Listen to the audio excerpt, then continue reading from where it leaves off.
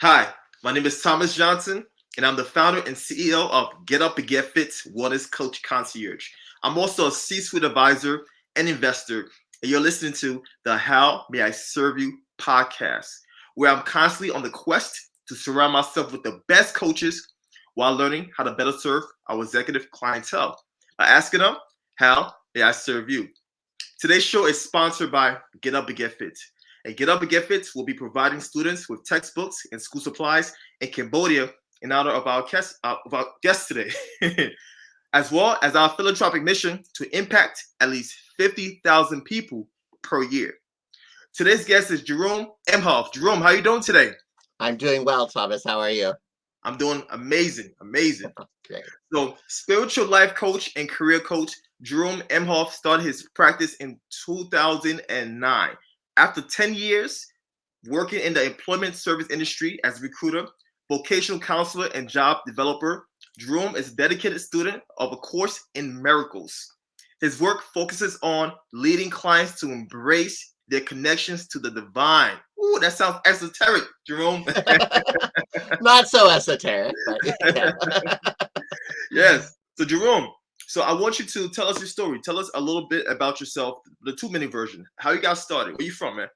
So I grew up in South Dakota, in the Black Hills of South Dakota, in a town called Sturgis, which some people might be aware of because there's a huge motorcycle rally there in August every year. It's like massive. So I grew up small town, Roman Catholic, was a teacher at a Catholic school for 5 years and loved it, thought that would be the job that I would retire from. But my sexual orientation came into question. And so after 5 years at the school, was going through a divorce, sexual orientation came into question, and I was asked to resign my teaching position. And that was sort of the pivotal moment in my life because I remember sitting on my sofa and feeling the life I built for myself kind of falling apart, Mm. and sort of declaring out loud to the universe, I will have a beautiful life no matter what. And I realized that I was not the work I did, Mm. that my identity was not defined by who I was professionally, Mm. that there was more to me than that. And that sort of became the seed that sort of launched the coaching business a number of years later after I'd been a recruiter and vocational counselor. But realizing that, with little children, we say, what do you want to be when you grow up? Mhm. And we sort of, kids then start to believe that who they are is what they do for a living. And I realized it's not the same thing. And so as a career coach, I'm really working with people to understand that uh, how we make a living doesn't define us. It can enhance who we are. It can enrich who we are. But at the end of the day, it's not who we are. And so Yes, that was indeed. sort of, yeah. Yeah, that's a powerful mission. How we make a living does not define us, because a lot of folks, after they retire, they become they become depressed because they have associated themselves with their occupation for such a long time, right? If they Yeah. understood that what they did for a living didn't define them early on, they would have had a better way of transitioning out of that situation. So you're in a good space, man. You're doing. It sounds like you're doing some Thank you. great things over there. Thank you. Absolutely. I hope I am. It's my goal to do good things and to really help people understand um, who they are as an extension of the divine. That we all have the spark of the divine within us, Hmm. and that's ultimately who we are. And you're right. I've talked with so many people who um, have retired. If they come to me, they're in retirement, and they come back to me for a resume um, or career coaching because they want to continue to work even though they Yeah. retired because they feel that. And Mhm. for some of them, they feel like they have more to offer. That there's more they can do in the world, and that's really powerful when Yes. that's the impetus. But when it's sort of, I no longer know who I am or feel like I'm a valuable human being because I'm not punching the time clock every day, then there's something else at play there. Mm. And I think it's important for people to understand that. Yes, indeed. So you have a good structure in the system to help them to understand who they are as a person, right? You have a like talk to me about how do you approach a person that's going through that situation? Sure. So, my coaching is really tailored to the individual. Mm-hmm. Um, but one of the first conversations I tend to have with a client, whether they're in career transition, um, or have an idea of what they want to do, just don't know how to get there. I have a conversation around the words be, do, and have. Okay. Because I think so. It's like early on in the process because we have. I often say, okay, let's take these words be, do, and have, and here's a pyramid. There's the base, a middle section, and the top. In what order are we going to place these words be, do, and have? And 99% of the time, clients get it wrong. Mm. Oftentimes, they'll think do should be the base, or but ultimately, the order is that be is the base, do is the middle section, and have is the top. But we get it upside down. What we do is we try to balance that pyramid on the have side of the like we put have as the most important. When I have the right job, I will be happy. When I Mm. have this Yeah. relationship, I will be happy. And I say that's essentially taking this pyramid and trying to balance it on its point. It's going to topple over. But we just don't understand that because our culture is so focused on having the car, Yes, having the indeed. wife and the kids or Mm-hmm. the spouse or whatever, having the right job, having the right address, and we think that's the secret to being happy. What we don't realize is that being happy is the secret to having what we want. Exactly. And so the equation is be times do equals have. So the conversation I always have with my clients is let's start with who you are. Let's Mm-hmm. understand who you are. You are a spark of the divine. You are God's extension in this world or source energy in a body. Mm-hmm. That's who you are. When you start from that place and then you take action from that place, then the action is joy-filled action. The action is powerful because it's based on who you are. And ultimately, you will have everything you need to be happy. And what we often find out is that what we have doesn't show up the way we thought it would. It's not the house we thought we would have, but it's a great house and we're happy in it, right? Like the way the haves show up are different. They're completely different, but they're perfect because they're based on this understanding of who we are ultimately. Mm-hmm. That we're Powerful. spiritual beings having a human experience. And for so many of us, we don't realize that we're spirits in a body. Like one of my favorite teachers of A Course in Miracles is Marianne Williamson. And she often says, we're all having a spiritual experience. The issue is that a lot of us don't realize it. Yeah. Whether we realize it or not, we are. Yeah. So, Oftentimes people are oblivious to this, and you're absolutely right. We tend to give our power to others or to other things when in reality we have the control, we have the power within ourselves, right? And yeah, yeah, I believe absolutely. everything you're saying right now. I believe this wholeheartedly. This is how I live my life, right? If we were to look at people as part of us, part of the creator, there'll be less bias, there'll be less less arguments, less problems, and you're absolutely right, man.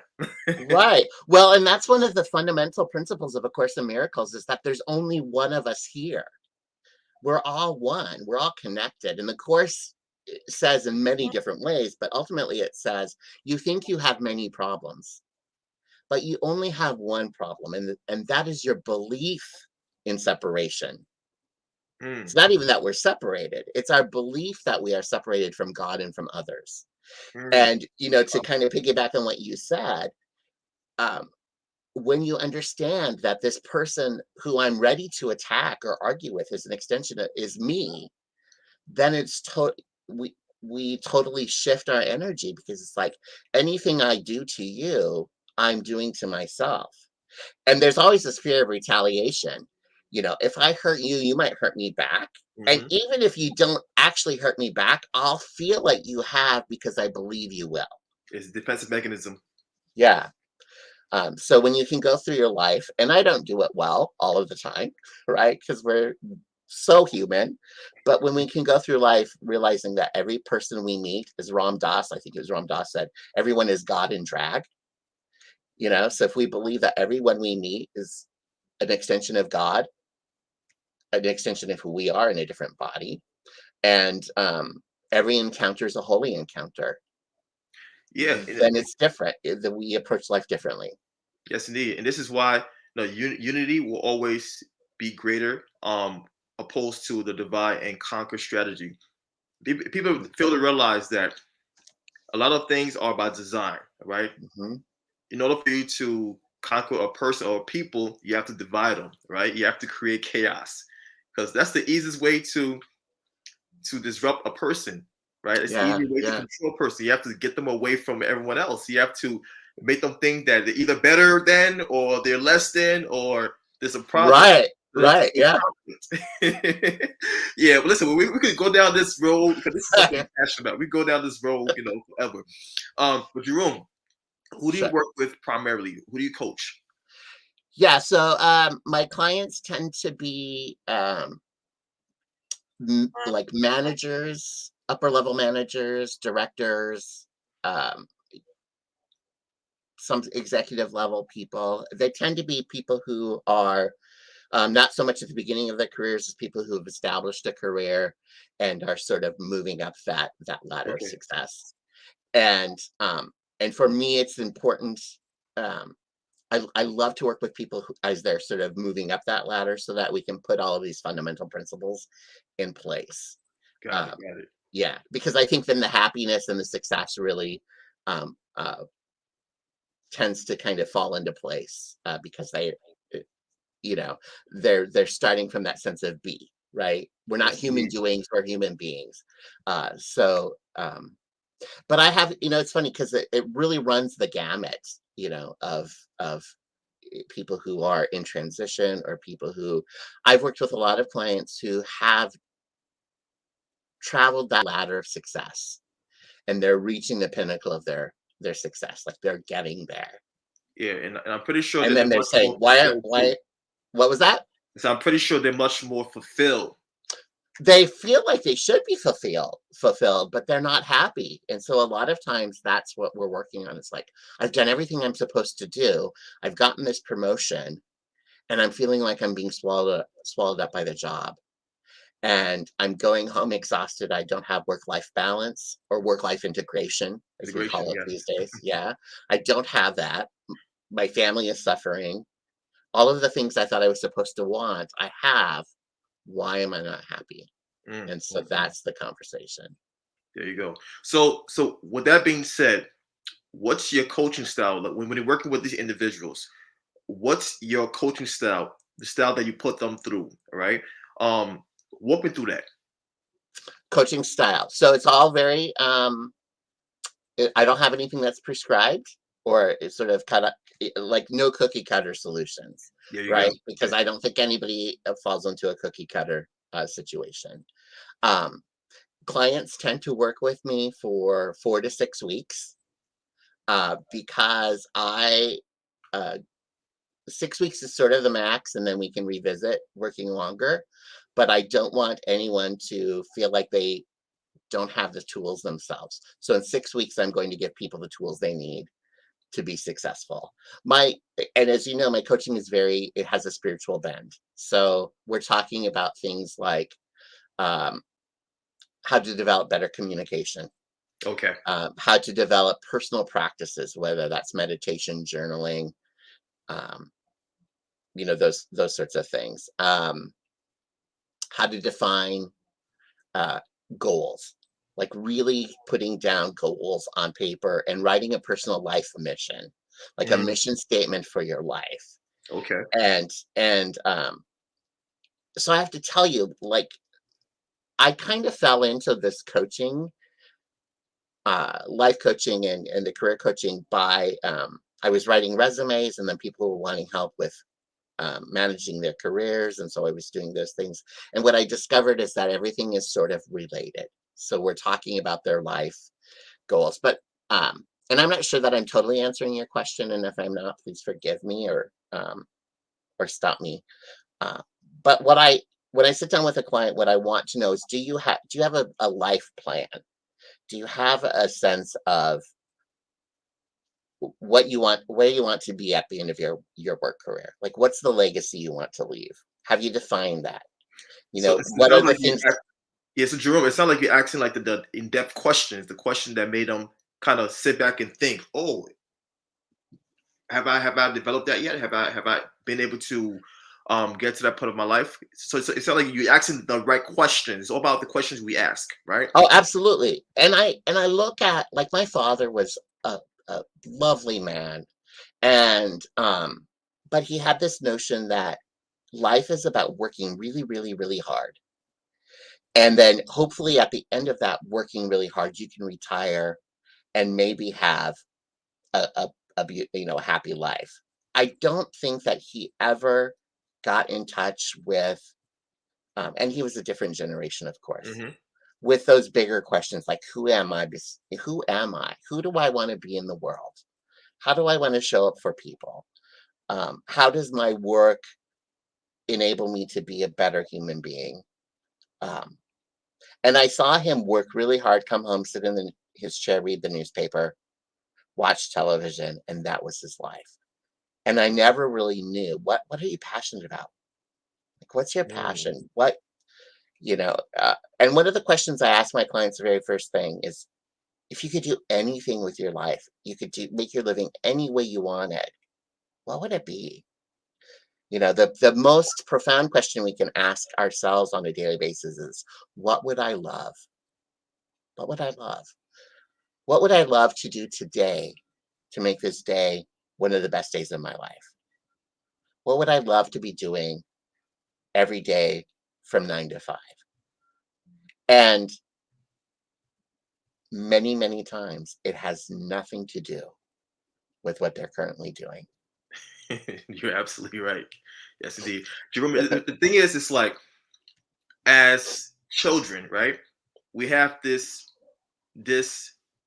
discovery mindset, right? We are excited about life, right? We Right. are excited to learn new things and to explore and to interact. But once we become adults and we go through likes, aches and pains and everything life throws at us, we become a little bit more sheltered. Then we build up this routine where it's cyclical. We tend to do the same thing over and over. Like you mentioned with Hmm. your father. Came home from work, watched TV, ate dinner, went to sleep, repeat, repeat, repeat, right? So it becomes we end up buying into these new habits. They become part of our lifestyle. By the time you know it, we're stuck. We're stuck in the Hmm. the cycle, the cycle. Hmm. So Yeah. that's the unfortunate part. Yeah. And it occurs to me as you're talking, like, when you're asking my coaching style, um, I think I'm probably by design not somebody who has, okay, we're going to go through this program and you're going to do these 5 modules, and at the end you're going to be in a certain place, because I don't think life is ever like that. And so I am about asking those difficult questions. You know, it's like, let's sit down and let's design your dream job. And let's not talk at all about what it is you're doing or where you're working, but let's talk about all of the things that really make or break your career that aren't defined. Like, let's talk about the corporate culture. Like, what corporate culture do you want to be in? Who do you want to be working with? Are you a collaborator, or do you like to work by yourself? What are you wearing to work? Do you like to go in jeans and t-shirt and flip-flops, or are you in a three-piece suit every day? Are you engaging with customers, or are you making things? Like, getting into those things that we don't ever think about, Hmm. uh, because so much we spend such a huge amount of our time at work. And if we're not tapping into our best skills, our favorite skills, the thing that really makes us sing, then we're just going to be on that hamster wheel. Yeah, And I'm miserable. yeah, right. And I get it. Like, some people can be miserable at work and then come home and have a really great life outside of that, but most people don't know how to do that. Yeah, You know, I talk to so many people who, that Sunday night, they're watching the clock count down. It's like 8 p.m. and now the blues set in because they have to go to work on Monday. yeah. like they've convinced themselves for the weekend, they do whatever they need to do to be happy, and they sort of live in this fantasy world. And then it's like Cinderella at the ball, right? Midnight's coming, Losing the and glass now slipper. exactly, and this pumpkin, the carriage is going to turn back into a pumpkin, and now I have to go back and live for 5 days in this world that I really don't like. So Yeah, it seems that for me, there's a lack of integration, right? And that's a problem. This is why there's no. I mean, I don't believe in coincidence. I believe a lot of things happen for a reason. This is why the heart attack rate is much higher on a Monday morning from the time period of 7. I guess it's 7 to 9 a.m. It's mhm, the highest because people dread going back to work, man. That's right. unfortunate. Yeah, and if you've ever traveled abroad, like my husband and I have been to Europe a number of times, and what I always find interesting is, walking around the streets of Paris, for instance, on a Wednesday night, and it's 10 o'clock, and the pubs are still bubbling over with people, because I think they know how to do life better there for some reason. And I think some of it, and I'm not anti-capitalism and I'm not anti-success, but I think in this country, we have sort of been so concerned about being successful in our careers at the expense of a lot of things. And um, and I do want my clients to be successful. I want them to have successful careers that make them happy, but I don't want them to do that at the expense of having a relationship with their children, Mhm. or or um, Or or the painting on the weekends, making art or whatever it is that they want to do. And I think I come at this, I was an educator for a number of years, so and as an educator, it's about teaching the whole child. And yeah. so I sort of have superimposed that on my career coaching practice. It's like, let's coach the whole person. Yeah, and yeah, But so no, Jerome, I mean, I love the fact that you've utilized your experience and you've integrated your previous experience as a teacher into into becoming a coach, right? You've integrated that. So that's what makes you different, right, from the next career coach or the next executive coach, because of you're able to match your experience, right? So mhm, it's always good to be able to learn from what you've been through and develop something new. So it's a great structure and system that you have, right? And I love the fact that you are reflecting back on being a teacher and working with the whole child, right? Not just an yeah, individual aspect of the child we used to work with right, them. right. But that makes the whole structure quite amazing, actually. Thank you. I appreciate that. Yeah, and it's funny because I don't know how else to be, you know. I Mhm. Because for some reason I've always understood that about myself. Mhm. I don't think I've ever had a job I didn't love. Mm. Um, Okay. and I think I've been fortunate um in sort of choosing careers or making the work work for me so that I could um be happy in it, so I could use my best skills. And I've always gravitated toward jobs that are very people centered. Okay. Um, Okay. and so I like I said, I don't know how else to be, because I've always been extremely creative and extremely passionate about the things I do. And you know, remember that day on my sofa after I'd lost my job, and my wife and I were going through a divorce, and I thought, this life I've built for myself is falling apart, and thinking, wait, but there's more to life than this. And I didn't know how it was going to happen, but I think I declared it out loud. I'm going to have a beautiful life, and I'm going to figure it all out. And not that I have, right? I don't think I figured it out in any grand way, but I figured it out for myself, you know, But you know what, like how, Jerome? I yeah, definitely commend you, man, because you started off with that mindset shift, right? Instead of being in that victim mentality hole, you flipped your mind towards looking at life like I'm gonna have a great life, right? So that was the first thing you did, man, and that change of outlook was the catalyst that you needed to progress forward and further. Yeah, and it took me a minute to get there, though, I have to say. Yeah. Because there were days, I mean, when it first was all going down, I was not happy, and I didn't know what I was going to do, and I did fall into that despair, right? I did. But I think because I've got a spiritual bend to myself, when I was going down that road of despair, I thought, okay, what do you do when you're in despair? You know, you fall down to your knees, and you reach out to something bigger than yourself. And I did. So for me, that was prayer, right? But for other people, it could be meditation. It could be any number of things. But I did that thing. Like, I knew I needed help. I needed help from something bigger than myself.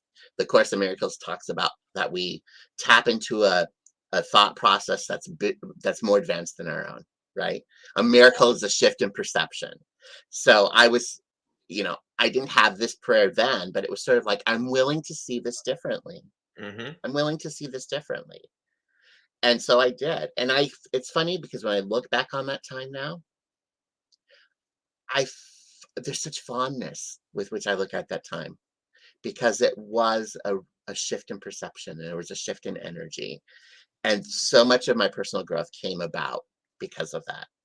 There you go. And yeah, wouldn't want to go through it again. Oh, you're freezing me, Jerome.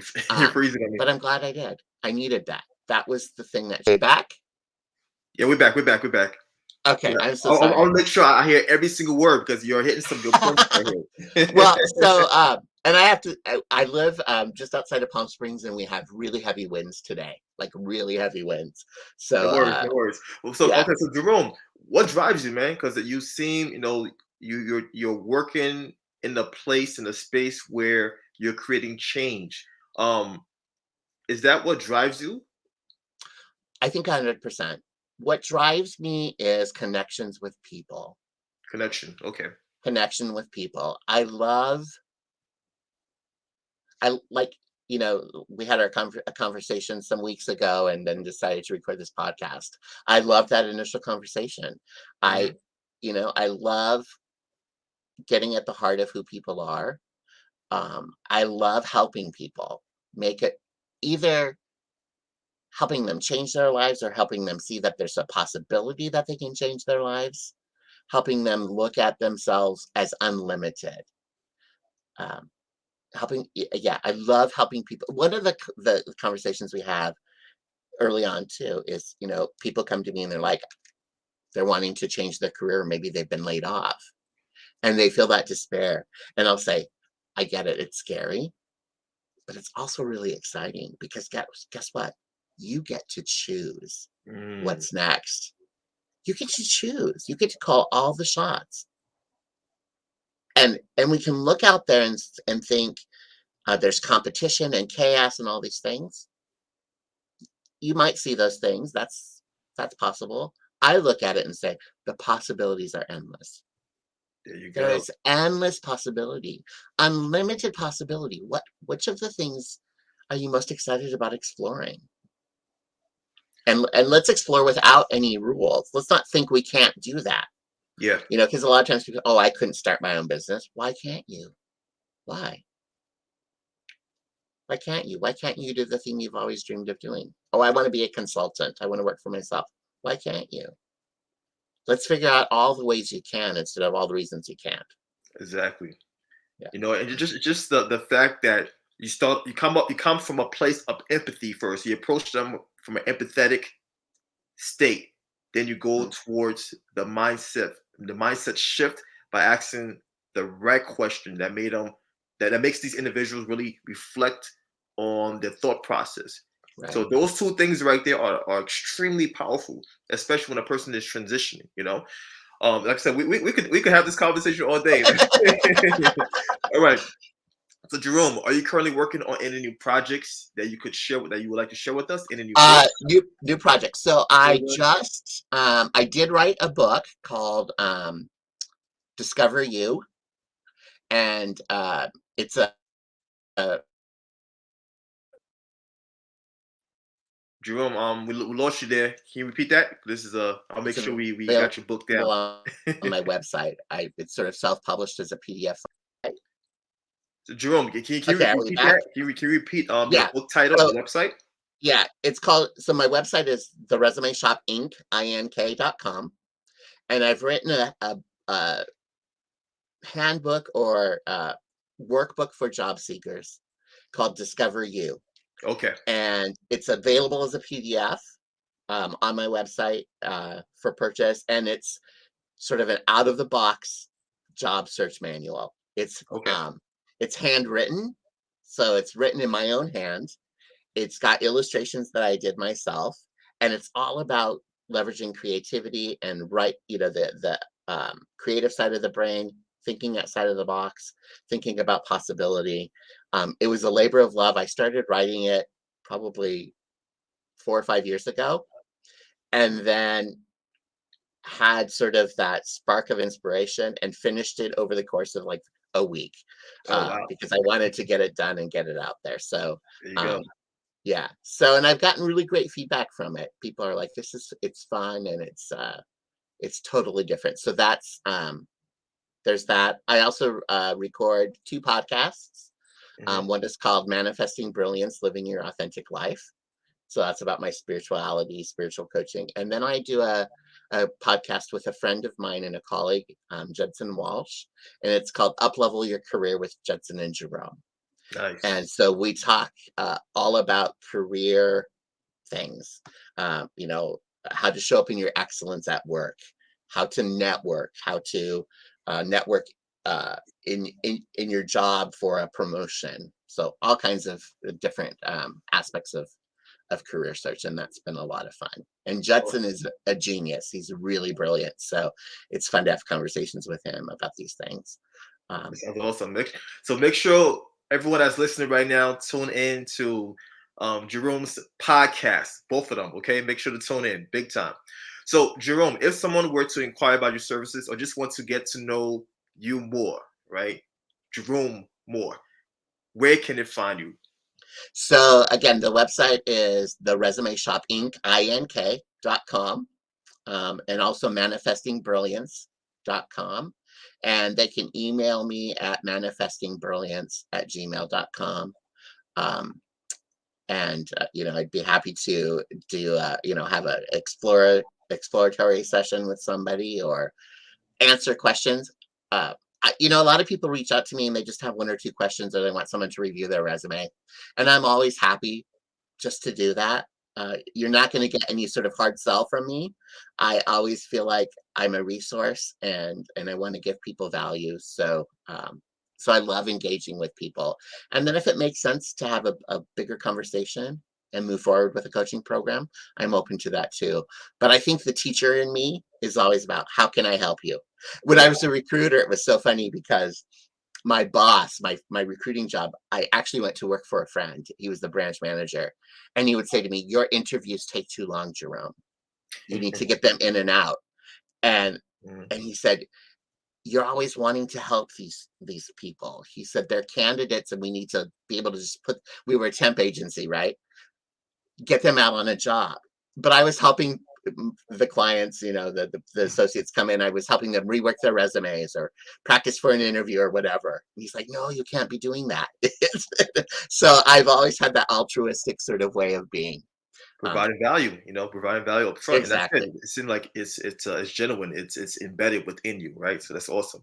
But Jerome, I'd like to tell you thank you for coming on today's episode of How May I Serve You? All right. And I'd also like to thank all of our listeners and viewers for lending us their ears and their eyeballs. And last but not least, Jerome, how may I serve you? Wow, that's a good question. I think you've already served me. I love that you asked me to be a guest on this podcast, and I love that you're helping me spread the word about who I am. So, and I think the way you can serve me is by serving others because we're all connected and holding space for each other and believing in the possibility that lives within one another is, I think, the most profound thing we can do for somebody. So look at somebody and see them as unlimited and Amen. an Amen. extension of God. Yeah. And thanks for really coming on and dropping some gems and just really sharing your story. All right. Again, this Thanks is your for having host, me. Thomas Johnson. If you enjoyed today's episode, please feel free to share it with someone that will benefit, and make sure to tune in to next week's episode. Take care, be blessed, and cheers. We're out.